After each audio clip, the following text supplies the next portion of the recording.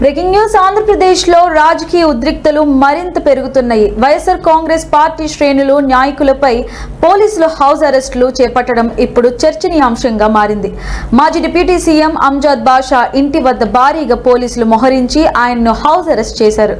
ఇదే సమయంలో మాజీ మేయర్ పాక్ సురేష్ కుమార్ ను కూడా పోలీసులు గృహ నిర్బంధంలో ఉంచినట్లు సమాచారం.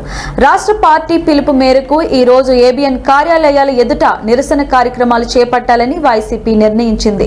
అయితే ఈ నిరసనలకు హాజరు కాకుండా పోలీసులు అడ్డుకునే ప్రయత్నం చేస్తున్నారని పార్టీ వర్గాలు ఆరోపిస్తున్నాయి. ఇదిలా ఉండగా శాంతి భద్రతల దృష్ట్యా ముందస్తు చర్యలుగా ఈ హౌస్ అరెస్టులు చేపట్టామని పోలీసులు చెబుతున్నారు.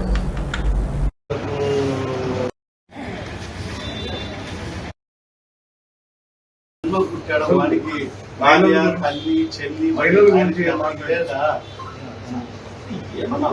ఏదైనా రాజకీయంగా మాట్లాడుకో.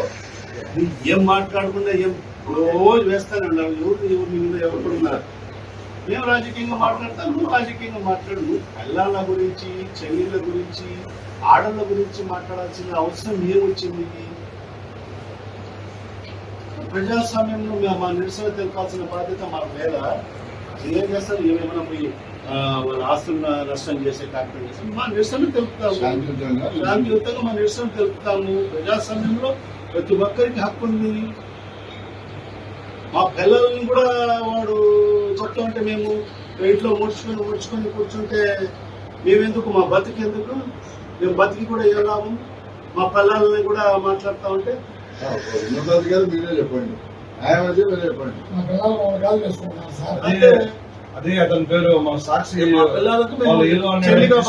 పెళ్లి సంబంధాలు చూడాలంట.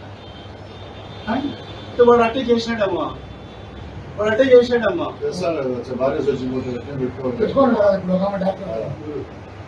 అట్టే చేస్తాడమ్మా. వాడు ఏ విధంగా ఉంటుంది? ఉదాహరణగా ఉండాలి, ఉదాహరణగా ఉండాలి. ఏ నాయుడు చేసేది అదే, అతను చేసేది అదే, వాళ్ళు చేసేది అదే కదా.